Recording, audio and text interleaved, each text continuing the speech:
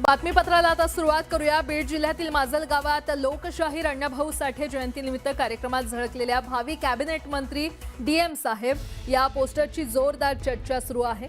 या पोस्टरवर माजी मंत्री धनंजय मुंडे यांचा फोटो आहे। विशेष म्हणजे 2 दिवसांपूर्वी धनंजय मुंडे यांनी दिवस आपला येणार आहे त्यामुळे फिट राहावं असं वक्तव्य केलं होतं। त्यानंतर हे पोस्टर समोर आल्यानं राजकीय वर्तुळात चर्चांना उधाण आले।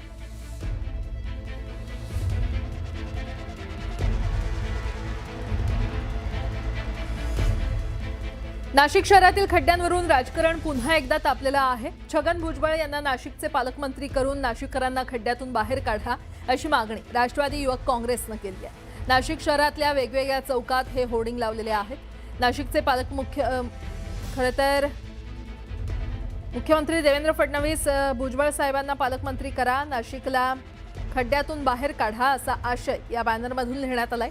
या होर्डिंगमुळे शहरात राजकीय चर्चांना उधाण आले। नाशिकच्या Gangapur Naka, city center mall, Mico circle, Chandak circle आणि जुना आडगाव नाका परिसर तसंच मुंबई नाका परिसर या शहरातील वेगवेगळ्या भागात हे होर्डिंग्ज लावण्यात आलेले आहेत।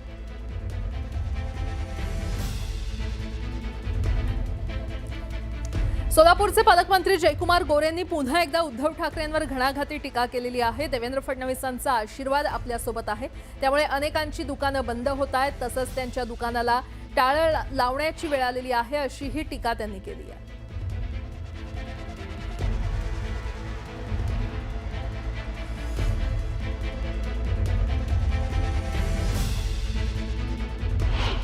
देवेंद्र फडणवीस साहेबांचा आशीर्वाद आपल्या पाठीशी उभा आहे त्यामुळं आपल्याला यश येणार याच्यामध्ये कुठली अडचण नाही।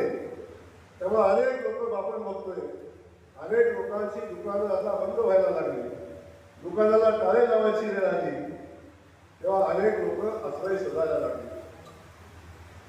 कुणी दिल्लीत जाऊन जंतर मंतरला शोधला, कुणी अलीकडे जाऊन आश्रय शोधायचा प्रयत्न केला, कुणी ठाण्यात जाऊन आश्रय शोधायचा प्रयत्न करते, कुणी काटेवाडीला जाते, परंतु आता आश्रयाची सगळी ठिकाणं बंद झालेली आहेत। पुणे जिल्ह्यातील देहू इथे भाजप कार्यालयाच्या उद्घाटन आणि रुग्णवाहिका लोकार्पण कार्यक्रमाला राज्याचे मंत्री जयकुमार गोरे उपस्थित होते आणि यावेळी त्यांनी शिवसेना उद्धव बाळासाहेब ठाकरे पक्षाचे पक्षप्रमुख उद्धव ठाकरे यांच्यावर जोरदार टीका केली आहे। ठाकरे यांच्या पक्षाचं अस्तित्व उरलं नसून उद्धव ठाकरे स्वतःचं राजकीय अस्तित्व शोधत असल्याचा दावा त्यांनी केलाय। तसंच आगामी निवडणुका अभिजित दिपके यांच्या नेतृत्वाखाली लढल्या जातील असा उपरोधिक टोला लगावत त्यांच्या वक्तव्यानं राजकीय वर्तुळात चर्चांना उधाण आलं।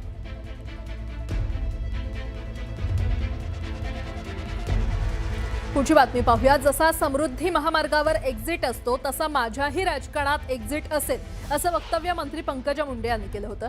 या वक्तव्यामुळे चर्चांना उधाण आलेलं आहे। दरम्यान बीड परळी महामार्गाच्या दुरवस्थेवर भाष्य करताना त्यांनी पुन्हा भावनिक विधान केलं। रिटायर्ड व्हावंसं वाटतं मात्र जनतेचा उत्साह पाहून नव्यानं उभारी मिळते असं त्यांनी म्हटलं आणि त्यामुळे पंकजा मुंडेंच्या या दोन्ही विधानाची चांगलीच चर्चा रंगली आहे। जेव्हा मी राजकारणात पहिलं पाऊल ठेवलं होतं तेव्हा मी हे सांगितलं होतं की मला जर राजकारण माझ्यासारखं नाही वाटलं, माझ्या विचारांशी समरस नाही वाटलं तर जसा समृद्धी हायवेवर एक्झिट असतो तसा माझ्याही राजकारणात वेळोवेळी एक्झिट असेल आणि जो एक्झिटसाठी तयार असतो त्याचं राजकारण तो अशा ठिकाणी अशा पद्धतीने करतो की यांच्या कवितेला सगळ्यात पहिले टाळे वाजून मी दाद देईल।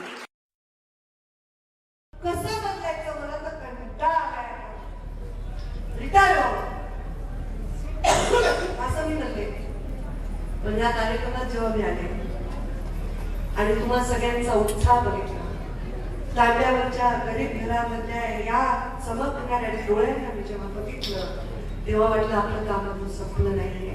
कसं रिटायर होतंय अजून तुमच्या हातातला कोयता तसाच आहे।